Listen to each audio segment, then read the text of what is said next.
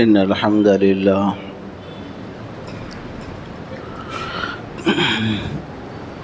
الحمد لله رب العالمين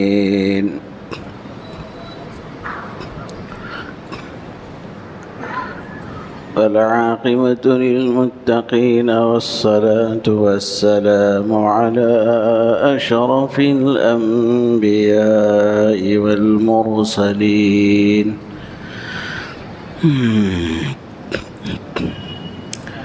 محمد وعلى آله وأصحابه أجمعين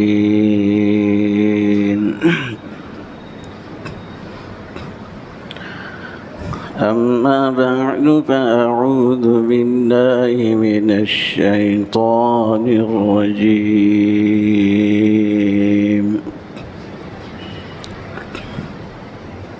بسم الله الرحمن الرحيم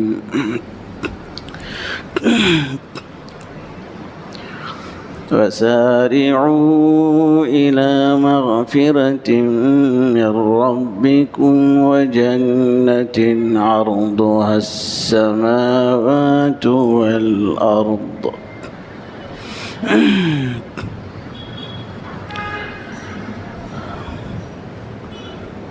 وقد كان النبي صلى الله عليه وسلم يدعو في شهر رجب المرجب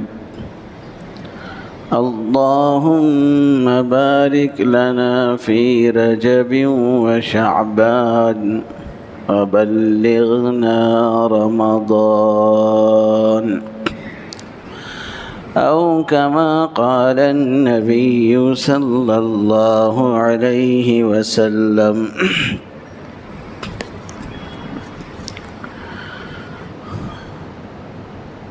محترم بزرگوں اور دوستوں،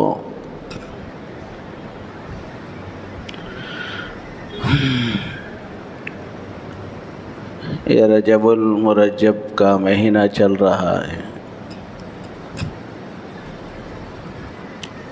ماہ رجب المرجب وہ مہینہ ہے جس میں سیدنا محمد الرسول اللہ صلی اللہ علیہ وسلم کو ایک عظیم الشان معجزہ عطا فرمایا۔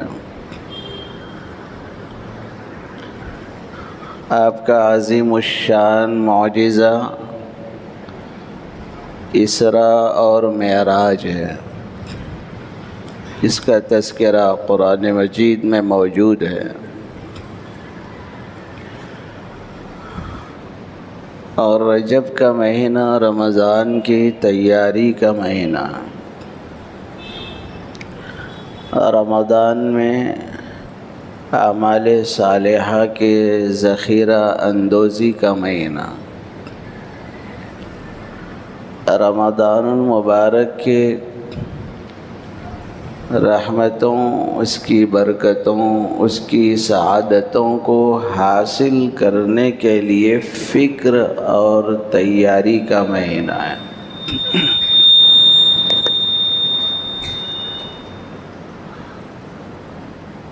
آدمی کی نظر میں جو چیز جتنی قیمتی ہوتی ہے اس کی اتنی فکر، اتنی تیاری کرتا ہے۔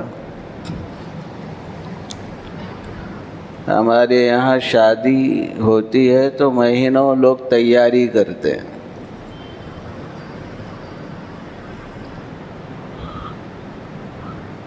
مکان بنائے جانے میں مہینوں تیاریاں چلتی ہیں۔ ایک تیاری دنیا کی ہے اور ایک تیاری آخرت کی ہے۔ دنیا اور دنیا کے ہر کام کو فنا طاری ہونے والا ہے، آخرت اور آخرت کے اعمال کو ہمیشہ بقا حاصل رہنا ہے۔ تو عقل مند ہیں وہ لوگ جو آخرت کی ذخیرہ اندوزی کرتے ہیں، عقل مند ہیں وہ لوگ جو آخرت کے بینک بیلنس کی فکر کرتے ہیں۔ روئے زمین میں سب سے زیادہ عقل مند حضرات انبیاء کرام کا طبقہ ہے، سب سے زیادہ عقل مند، سب سے زیادہ ہوش مند، سب سے زیادہ دانشور طبقہ حضرات انبیاء کرام علیہم السلام کا ہے کہ ان کی زندگی میں آخرت کی ہمیشہ کی زندگی کی تیاریاں نظر آتی ہیں، دنیا کی تیاریوں کا کوئی زور و شور نہیں ہوتا۔ عام انسانوں کی عقل کم ہے، ہوش کم ہے، دنیا کی طرف ذہن ہے تو دنیا کی تیاریوں اور دنیا ہی کو سب کچھ بیٹھے ہیں۔ اس لیے اللہ تبارک و تعالیٰ نے قرآن میں صاف فرمایا، لوگوں مٹنے والی دنیا کی طرف کب تک دوڑو گے؟ ختم ہونے والی چیزوں کی طرف کب تک بھاگو گے؟ برباد ہونے والی چیزوں کی طرف کب تک مسابقت کرو گے؟ ذرا عقل مندی سے کام لو۔ وَسَارِعُوا إِلَى مَغْفِرَةٍ مِّن رَّبِّكُمْ وَجَنَّةٍ عَرْضُهَا السَّمَاوَاتُ وَالْأَرْضُ، ہمیشہ کام آنے والی جنت کی تیاری میں بھاگ دوڑ کرو۔ اس لیے بھائیوں یہ عزم کر لیں ہم کہ انشاءاللہ رمضان المبارک کی آمد میں ہم ابھی سے اس کی تیاری کریں۔ تیاری دو طرح کی ہے، ایک تیاری دعاؤں کا اہتمام کرنا۔ رسول اللہ صلی اللہ علیہ وسلم سے منقول دعا شہر رجب المرجب کی، اللہم بارک لنا فی رجب و شعبان و بلغنا رمضان، جس کا ترجمہ یہ ہے، اے اللہ ہمارے لیے رجب اور شعبان کے مہینے میں برکت عطا فرما، ہم کو رمضان کی رحمتوں، برکتوں، سعادتوں تک پہنچا دے۔ اس لیے بعض علماء فرماتے ہیں یہ دعا پڑھنا سنت ہے، اس لیے آپ حضرات بھی میرے ساتھ پڑھ لیں آہستہ آہستہ۔ اللہم بارک لنا فی رجب و شعبان و بلغنا رمضان، اللہم بارک لنا فی رجب و شعبان و بلغنا رمضان، اللہم بارک لنا فی رجب و شعبان و بلغنا رمضان۔ ایک تو یہ دعا کرتے رہنا ہے۔ دوسری، رمضان المبارک میں جتنی بھاگ دوڑ ہے، خواہ کپڑوں کی خریداری کا مسئلہ ہو، کپڑوں کے سلانے کا مسئلہ ہو، گھر کے اندر کی ضروریات کے حاصل کرنے کا مسئلہ ہو، وہ سب آپ کو شعبان ہی میں کر لینا ہے۔ فروری کا مہینہ ختم پر ہے، تنخواہیں مل جائیں گی، کرایہ آنے والوں کو کرایہ آئے گا، وظیفہ ملنے والوں کو وظیفہ ملے گا۔ سب سے پہلا کام آپ کو اپنے رمضان کی تیاری شعبان ہی میں کرنا ہے، اور اس نیت کے ساتھ کہ گھر کا کوئی فرد، گھر کی کوئی عورت رمضان المبارک جیسے مبارک مہینے میں شاپنگ کے لیے بازاروں میں، شاپنگ مالوں میں، شاپنگ ہالوں میں ہرگز نہیں جائیں گے۔ یہ خود بھی کرتے رہو، اوروں کو بولتے رہو، بولنے والے کو تو توفیق مل جائے گی۔ کریں گے نا بھائی؟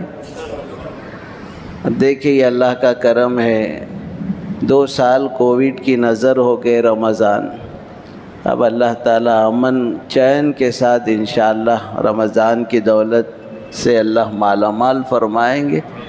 اس کے لیے آپ حضرات تیاری کریں، تیاری بڑے بھی چھوٹے بھی مرد بھی عورتیں بھی کریں، اس بات کو اپنے خاندان میں چلائیں۔ یہ نہیں کہ صاحب نے رمضان میں کپڑے سستے ہوتے اس وقت دیکھیں گے، یہ سب باتیں چھوڑ دیجیے اللہ کے واسطے۔ نیا مال، دکاندار بھی کیا کرتے، گاہکوں کو پکڑ کے رکھنے کے واسطے، اب نہیں مول صاحب رمضان میں اسٹاک اچھا آتا بولتے۔ یہ کام ہم کو کرنا ہے، یہ رمضان کی شاندار تیاری، اس نیت کے ساتھ کہ مولا رمضان المبارک کی ہر گھڑی میں تجھے یاد کروں، میرا کوئی وقت کوئی لمحہ ضائع نہ جائے۔ یہ فکر کے ساتھ آپ تیاری کریں گے تو اللہ تعالیٰ بھی ویسے ہی عمل کی توفیق دیں گے۔ انما الاعمال بالنیات، اعمال کا دار و مدار نیتوں پر ہے، جس نیت کے ساتھ جو عمل کریں گے اللہ اس کی توفیق عطا فرمائے۔ رمضان جسی رجب المرجب کے مہینے میں رسول اللہ صلی اللہ علیہ وسلم کو معراج نصیب ہوئی۔ پیغمبر صلی اللہ علیہ وسلم کے سفر کی دو حیثیتیں، ایک اسراء ہے اور ایک معراج ہے۔ اسراء زمین کے سفر کو کہتے ہیں، معراج آسمان کے سفر کو کہتے ہیں۔ دونوں سفروں کا جو تعلق ہے وہ وحی الہی سے ہے، قدرت الہی سے، کرشمہ الہی سے۔ اللہ کا ہر کام، اللہ کا ہر فعل، اللہ کی ہر بات حکمت سے خالی نہیں ہوتی، حکمت سے خالی نہیں ہوتی۔ بھائیو، اس مرتبہ اس وقت میں دنیا میں دین اسلام کے ساتھ جو ٹکراؤ ہو رہا ہے، کیوں ہو رہا ہے اس کو آپ سمجھو۔ آپ اس مسئلے کو سمجھیں گے تو ہمارے دین کی حقانیت، اسلام کی حقانیت، قرآن کی حقانیت سمجھ میں آئے گی۔ دنیا میں علم حاصل کرنے کے تین راستے ہیں، یا بالفاظ دیگر علم حاصل کرنے کے تین ذریعے ہیں۔ پہلا ذریعہ حواس خمسہ ہے، دوسرا ذریعہ عقل ہے، تیسرا ذریعہ وحی الہی ہے۔ پہلا درجہ حواس خمسہ، پانچ چیزیں ایسی ہیں جس سے انسان علم حاصل کرتا ہے۔ وہ کون سی چیزیں ہیں؟ ایک آنکھوں سے دیکھنے کے ذریعے، دوسرے کانوں سے سننے کے ذریعے، تیسرے ناک سے سونگھنے کے ذریعے، چوتھے زبان سے چکھنے کے ذریعے، پانچویں ہاتھ سے چھونے کے ذریعے۔ آنکھوں کے ذریعے آپ کو نظر آ رہا ہے، آپ دیکھ رہے ہیں کہ فلاں چیز موجود ہے، فلاں آ رہا ہے، فلاں جا رہا ہے، بلڈنگیں ایسی ہیں، مکانات ایسے ہیں۔ آپ کو دیکھ کر جو علم حاصل ہوتا ہے اس کو کہتے ہیں قوت باصرہ، دیکھنے کے ذریعے جو علم ملتا ہے۔ لیکن یاد رکھنا، اس علم میں آدمی کو خطا بھی ہو سکتی ہے۔ آنکھوں سے حاصل ہونے والے علم سے آپ کو خطا بھی ہو سکتی ہے، چوک بھی ہو سکتی ہے۔ جیسے مشہور واقعہ ہے حضرت انس رضی اللہ عنہ کا۔ حضرت بوڑھے اتنے ہو گئے تھے کہ سفید بال بھی حضرت کے لٹک رہے تھے۔ مغرب کی نماز پڑھ لیے، 29ویں شعبان میں چاند دیکھنے کے شوق میں حضرت کھڑے ہو گئے۔ اب لوگوں کو بول رہے یہاں دکھ رہا، یہاں دکھ رہا، یہاں دکھ رہا۔ حضرت انس رضی اللہ عنہ بڑی عمر پائی انہوں نے، اب سارے جوان ہیں، کسی کو دکھ رہا نہیں ہے، بڑے میاں کوئی دکھ رہا،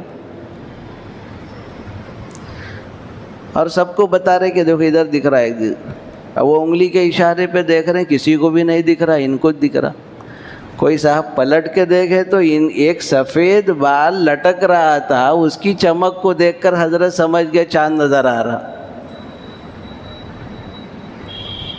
آنکھ سے دیکھنے میں دھوکہ ہو سکتا ہے، خطا ہو سکتی ہے۔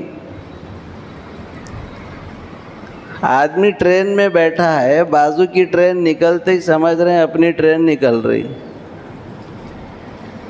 کبھی ہیبت بھی کھا جاتے، بچہ نیچے چلا گیا، بازو ٹرین چلتے ہی اپنی ٹرین چلنا شروع ہوئی، ایسا محسوس ہوتا ہیبت شروع ہو جاتی کہ بچہ نیچے نہ رہ جائے، معلوم ہوا کہ نہیں بازو کی ٹرین جا رہی۔ خطا ہوتی کہ نہیں ہوتی؟ تو اس علم کا کوئی بھروسہ نہیں۔ ایک علم کانوں کے سننے کے ذریعے حاصل ہوتا ہے، کان سننے کے ذریعے علم حاصل ہوتا ہے، یہ اس میں بھی خطا ہو جاتی ہے۔ ایک صاحب سے پوچھے طبیعت کیسی ہے، بوڑھے تھے، انہوں نے کہا ہاں کھانا کھا کے آ گیا دوپہر کا، بول رہے ہیں۔ پوچھا یہ جا رہا طبیعت کیسی ہے، تو انہوں بول رہے نہیں دوپہر کا کھانا کھا لیا۔ اب کیا بولیں گے؟ سننے میں بھی غلطی ہو سکتی، سونگنے میں بھی غلطی ہو سکتی، زکام ہو گیا ایسی شدت سے نہ خوشبو کا اندازہ ہے نہ بدبو کا اندازہ ہے، بخار ایسا ٹیمپریچر چڑھ گیا، پانی لے کر بھی پی رہے ہیں تو پانی کڑوا نظر آ رہا، بولے صاحب پانی کڑوا ہے، سب کو میٹھا دکھ رہا ہے، ان کو کڑوا کہیں کو دکھ رہا۔ اس علم کا کوئی بھروسہ نہیں، نہ اس علم پر اعتماد کیا جا سکتا ہے۔ تو آپ غور کریں گے کہ حواس خمسہ سے حاصل ہونے والا جو علم ہے وہ یقینی نہیں، اس کے اندر خطا کا امکان ہے۔ دوسرا علم عقل سے حاصل ہوتا، غور و فکر کرنے سے حاصل ہوتا، پر جیسے انسان کے حواس خمسہ میں خطا ہو سکتی ہے، عقل میں بھی خطا ہو سکتی ہے، عقل میں بھی خطا ہو سکتی۔ یہ دن رات ہم دیکھ رہے ہیں، میڈیکل لائن میں بہت سی گولیاں پہلے نافذ تھیں، بعد میں معلوم ہوا کہ یہ گولیاں فائدہ مند کم ہیں، نقصان زیادہ ہیں، ڈاکٹر بول رہے یہ گولیاں مت کھاؤ، گردے فیل ہو رہے۔ پہلے عقل کہی کہ اس سے فائدہ ہوتا ہے، لیکن رزلٹ الٹا آتا ہی معلوم یہ وہ عقل فیل ہو رہی کہ نہیں ہو رہی؟ عقل فیل ہو رہی۔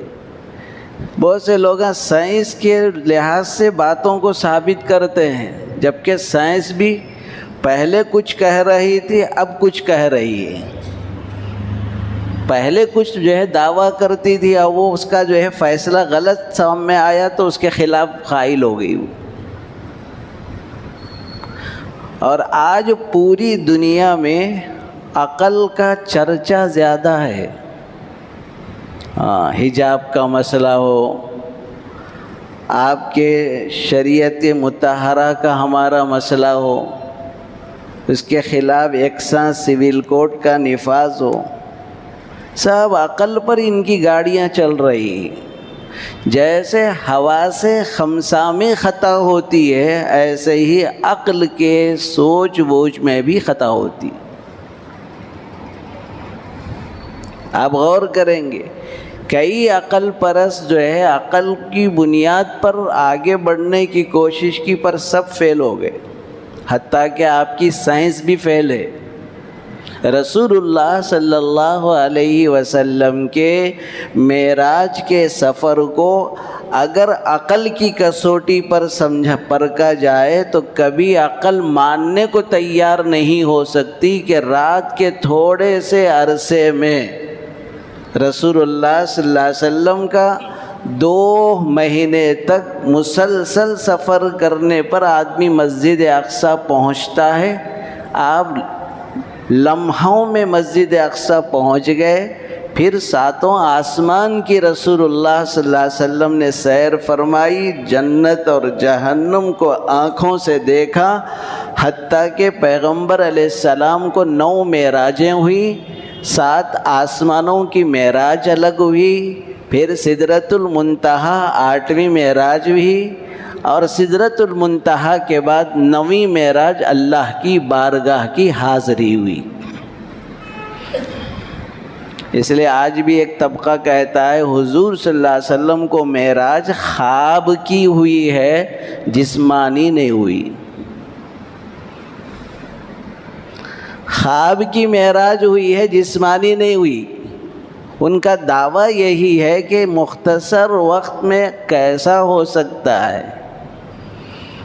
ہم بھی ناقص، ہماری عقل ناقص، بلکہ سارے انسانوں کو دیا جانے والا علم بھی ناقص ہے۔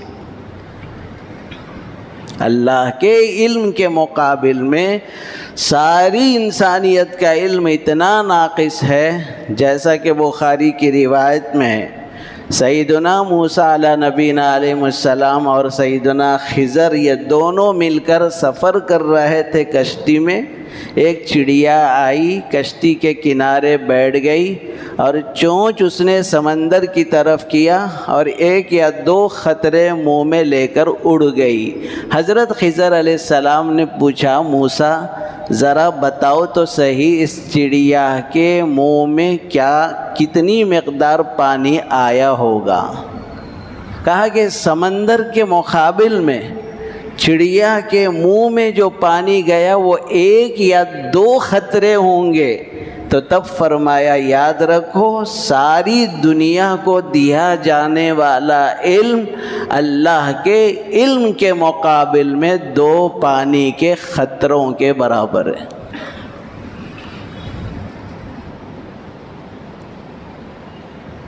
اور آپ حیرت کریں گے، اتنا جو ہے عقل ناقص ہے اللہ کے علم کے مقابل میں، آپ اندازہ نہیں لگا سکتے۔ اسی لیے سوال کیا گیا اللہ کے نبی علیہ السلام سے، اے محمد صلی اللہ علیہ وسلم ذرا یہ بتاؤ روح کیا ہے، روح کی حقیقت کیا ہے؟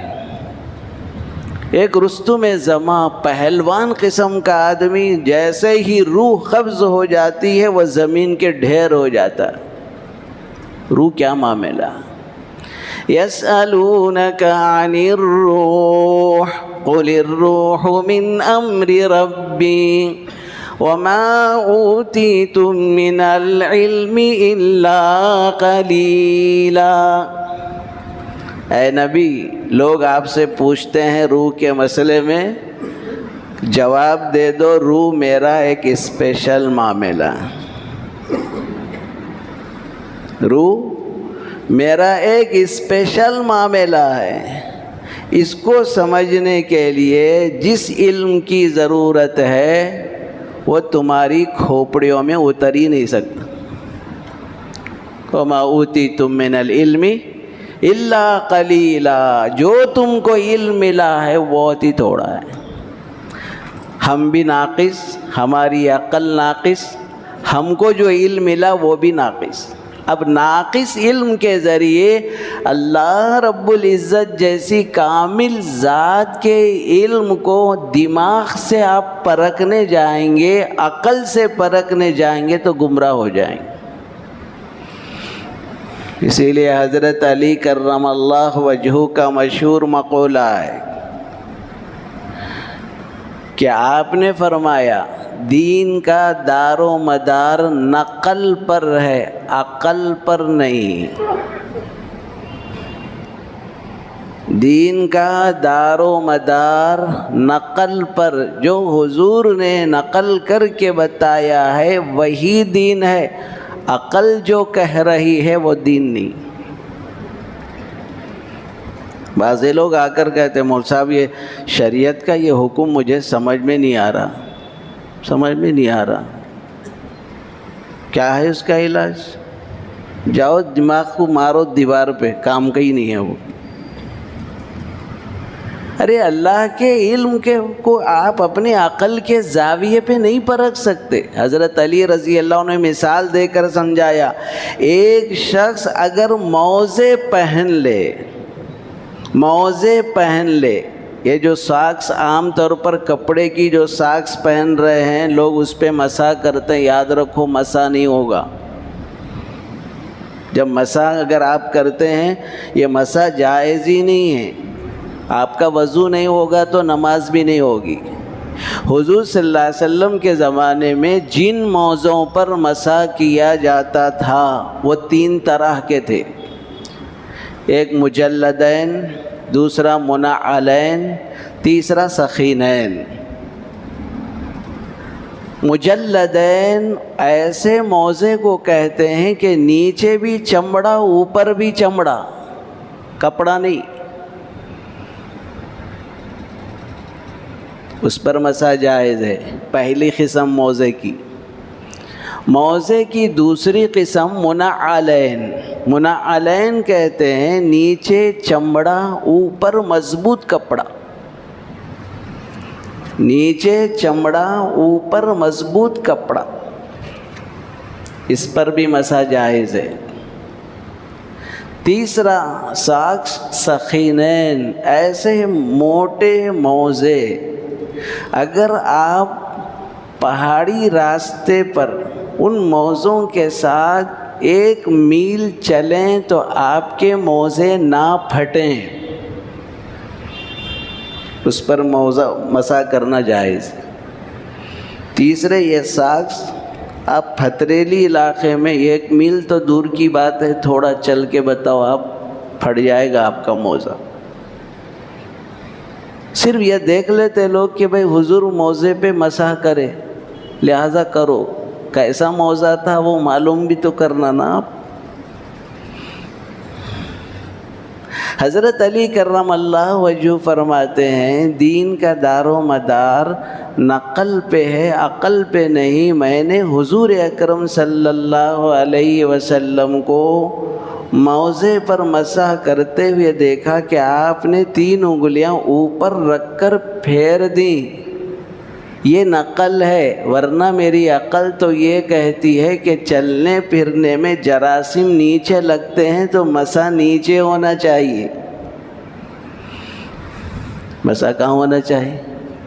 نیچے ہونا چاہیے، پر حضور کو میں نے ایسا نقل کرتے بھی ایسا دیکھا، لہذا دین کا تعلق نقل پر ہے، عقل پر نہیں۔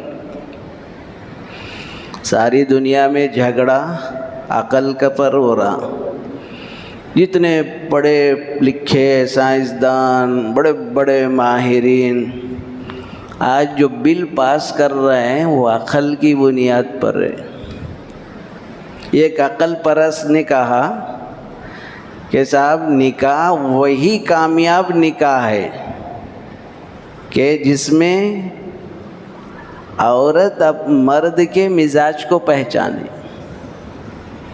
عورت مرد کے مزاج کو پہچان کر اگر زندگی گزارتی ہے تو وہی نکاح کامیاب ہے، ورنہ نکاح ناکام ہے۔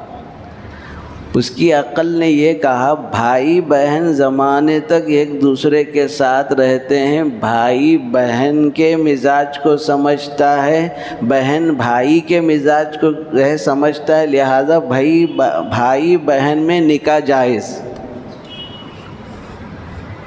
سمجھے آپ عقل کہاں تک چلی گئی؟ عقل نے یہ بھی کہہ دیا، یہ کیا ہے نکاح کا مسئلہ، مرد عورت سے نکاح کرنا کہتے، عورت مرد سے نکاح کرنا، ایسا کیوں نہیں، مرد مرد سے نکاح، عورت عورت سے نکاح، ہو رہا نہیں ہو رہا؟ جب ایسا بولا گیا تو تالیوں کی گونج میں بل پاس ہو گیا۔ عقل بھی ناقص، انسانوں کی سوچ بھی ناقص، اور انسان بڑا ہوس پرست ہے، جنس پرست ہے، عورت کی جنسی خواہشات سے فائدہ اٹھانے کے لیے عورت کو مارکیٹوں میں، بازاروں میں، ملازمت کے بڑی بڑی کرسیوں تک، بلکہ سیاست اور آپ کی بادشاہت کے کرسیوں پر اس کو بٹھایا گیا، اس کو ذلیل اور رسوا کیا گیا۔ عورت اللہ نے قیمتی بنایا ہے، قیمتی بنایا ہے۔ جیسے قیمتی چیزوں کو کھلا نہیں رکھا جاتا، اس کو ڈھانپ کر محفوظ رکھا جاتا ہے۔ آپ غور کریں گے، ہیرے موتیاں اندر جو ہے ڈبے میں رکھتے ہیں، الماری میں، وہ بھی تجوری میں رکھ کے اس کو کھینچ کے اس کو بھی تالا ڈالا جاتا ہے۔ کیوں؟ آپ کی نظر میں قیمتی ہے۔